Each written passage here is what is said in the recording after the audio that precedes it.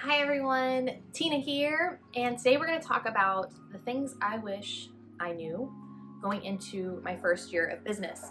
I'm just now coming up to my 1-year anniversary of quitting my old job and starting this business. So I kind of thought it was a perfect time to make this video. So go ahead and grab something to drink, maybe light a candle. I'm going to light a candle, and I'll meet you back here.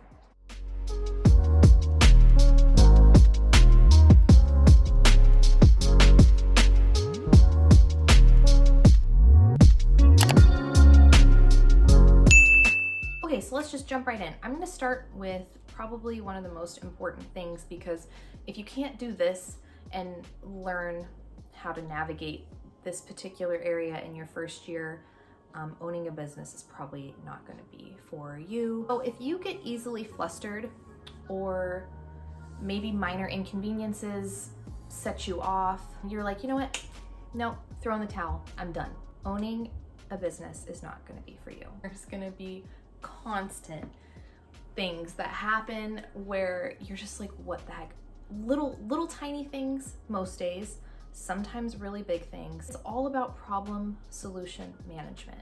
Literally, that's it. So if you can solve problems, you're set, because that's literally a business. You're gonna look at something is gonna happen, or something might not even be a problem, but it's something that needs to be fixed or added. You really have to be level-headed when these little annoyances or problems occur. Let those things roll off your shoulder, because it's inevitable. At the end of the day, it's worth it. Number 2, you gotta have your own self-drive, ambition, motivation, whatever you wanna call it, but you have to have that feeling inside you of pulling yourself out of bed in the morning and getting up and running your business.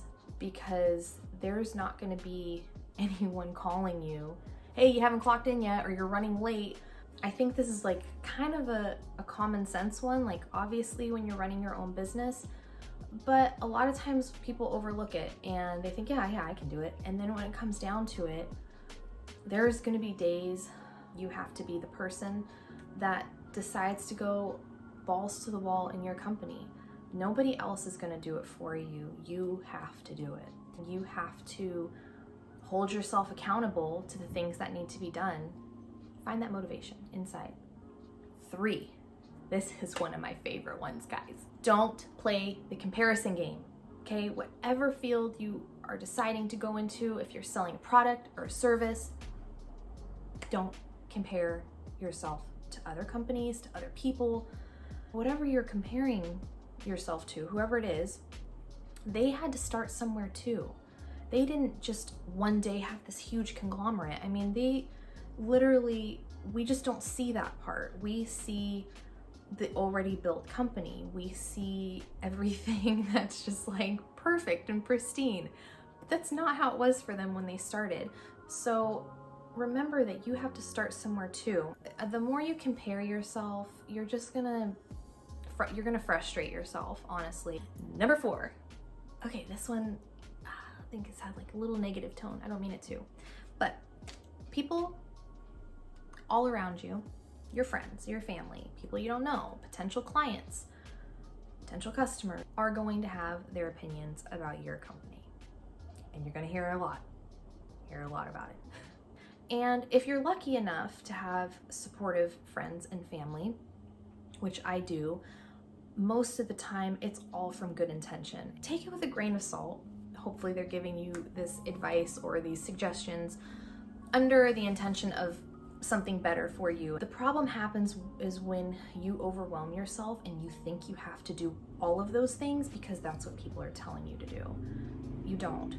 And I struggle with this even now, because I get really excited. Somebody tells me an idea, a suggestion, and I'm like, oh God, I gotta do it. And yeah, I'll eventually get to it. You'll get to all of those ideas, or maybe you won't. Maybe that doesn't apply to your company, and that's fine. It doesn't have to. Not everything the coming in information has to be applied to what you're doing. Number 5, think about your pricing. You might already have pricing in line, and if you do, good.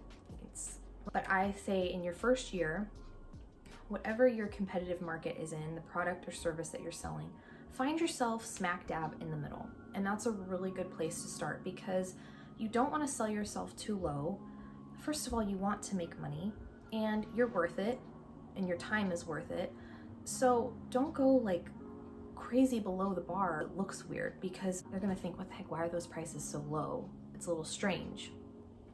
And if you set your price way too high, and with your competitors that have been doing this for years, there's things that you still have to learn in your business. And with that comes, not charging a crazy amount right away. There's always room to charge a little bit more as the future goes on. And as your product and service becomes bigger and a higher demand, then you can start to increase those prices little by little. In the same category, don't offer discounts in your first year, okay? Just don't. Your friends, your family, acquaintances, people you work with, everybody pays full price, okay? That's just, it's the way it goes. I know some people aren't gonna agree with me on this. Here's the thing, you don't have the money to be forking out free product or free services. Eventually, down the road, when you're rolling in the dough, take care of your friends and family then, when you have the ability to. In the first year, you just don't. And last thing on the money topic here, you gotta be ready for a pay cut. Your business isn't gonna take off like astronomically right out the door. If it does, congrats, that's awesome. Tell me how you did it. I'll put it a little bit in perspective for you. 4 months of opening my business, the amount of money I made, irrelevant, is how much I would have made in 2 weeks bartending, because that's what I did before. I was a bartender. So, which is okay, because that's just part of it. And that's, you know what, maybe other people will, hit it off right off the bat, and, that's awesome. Didn't happen like that for me, and I don't think it happens like that for everyone. So if you aren't taking out a huge or small business loan or any sort of loan, just be ready for a pay cut. Number 6, you don't know it all, okay? So if you think you do, you don't. And I don't know it all, and you're never going to know it all. It is constant change. It's constant learning, it's adaptability, it's flexibility. If you're maybe taking off from a family business, maybe it's a little bit easier. But if you're starting from scratch and you don't have any help, I didn't know anything about opening a personal training business. Whatever you think you know, just because it's in your head, or maybe somebody else has validated it in your life, doesn't necessarily mean that it's right. And you need to be willing to keep an open mind to everything that comes through your business and opportunities. Just listen and learn, okay? Number 7, business is not gonna fall out of the sky. I wish it would, because that would be great, but that's not how it works. First year is the do or die for businesses. If you make it past that first year, you got a good chance of making another year. I think sometimes people have this thought in their mind that like they start a business, they hype it up, and they tell their friends and family, and they're feeling good, and then they open those doors and it's like crickets. You're like, am I being punked right now? Because you were on cloud 9 and you had like so many friends and family and people texting you and calling you like, yeah, I can't wait to buy your product. I can't wait to use your services. And then a lot of the times it doesn't happen, and people are flaky. And that's fine. You're gonna deal with that all the time in your business. You can't just do 1 or 2 things and then wait for it to like pile in. That's just not what it is, I wish it was, but it's not.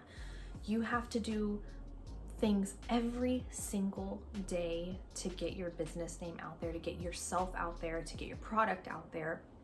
Whatever it is, if you're not a YouTube person, if you don't like making videos, don't make videos, but find something else to build your business through. There's so many modes of communication these days, like there's literally 0 reason not to be putting yourself out there as a business.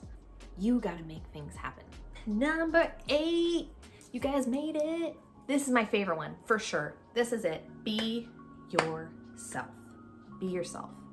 Be yourself in life. Be yourself in business. Be yourself with everything. If you keep trying to meet others' expectations of what your business should be or who you should be in your business, you're never going to meet your own expectations. And that's the biggest thing. You started your business for yourself. And yes, 1,000,000,000%, you have to have those clients and clientele coming in order to support you.